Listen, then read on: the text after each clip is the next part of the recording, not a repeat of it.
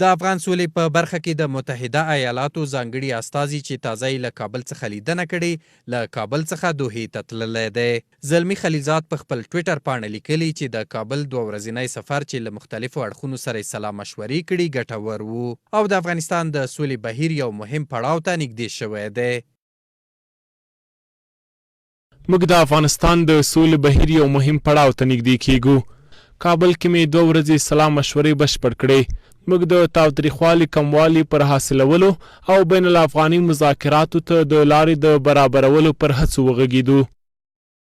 د سولې له مذاکراتو باخبره خلک او هغه کسان چې له زلمي خلیلزاد سره په وروستیو مجلسونو کې برخه اخیستې وایي چې امریکا طالبانو ته د اوربند تاوتریخوالي کمولو وړاندیز ترڅنګ د بین الافغاني خبرو لپاره په مذاکراتي ټیم هم خبرې کړي دي چې طالبان په اړه له خپل مشرتابه سره پرې سلا مشورې کوي. اوس په خپل خبرو کې ویل چې دغه د جنگ جګړو د اوربند یا جګړو د کمیدو چې موږ طالبانو سره یاد کړه. طالبانو ویل چې موږ دا صلاحیت نه لرو. هیئت ویل چې موږ خپل مشرتابه ډلې سره خبرې کوو او د هغوی سره خبرې کوو. بیا وروسته درته تاسو ته په دې باره کې خپل موقف وایو او هماغه ده چې هغوی تللي دي تر اوسه پورې لا بیرته نه دي راغلي. ځینې سیاسي شخصیتونو چې د افغان سولې په برخه کې د متحده ایالاتو ځانګړي استازي سره لیدلي دي وایي متحده ایالات له طالبانو سره تر توافق او بین الافغاني خبرو وړاندې عمومي اوربند ته د رسیدو هڅې کوي.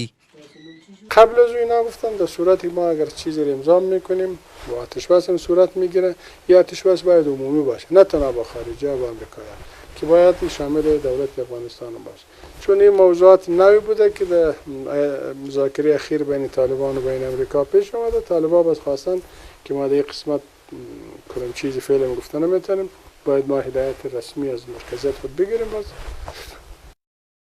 د سولې له روانو خبرو باخبره سرچینې تاییدوي چې طالبان د امریکا له لوري د اوربند او تاوتریخوالي کمولو باندې له خپل مشرتابه سره مشورې کوي خو په خبره چې دا ډله پر عمومي اوربند نه بلکې پر خاص اوربند توافق کوي او بین الافغاني خبرو ته هم حاضر دي.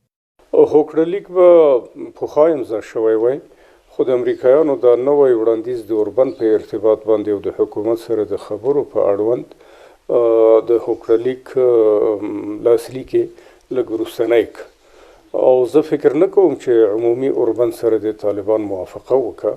البته د خاص اوربند سره د امریکایانو سره احتمال دی چې موافقه وکړي.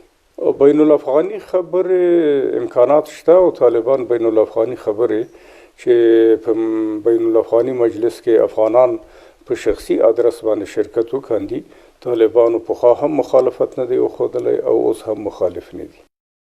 د طالبانو او متحده ایالاتو ترمنځ د سولې خبرو کې وروستي پرمختګونه داسې مهال دي چې جرمني هم د بین الافغاني خبرو کوربهتوب ته خپل چمتووالی ښودلی دی.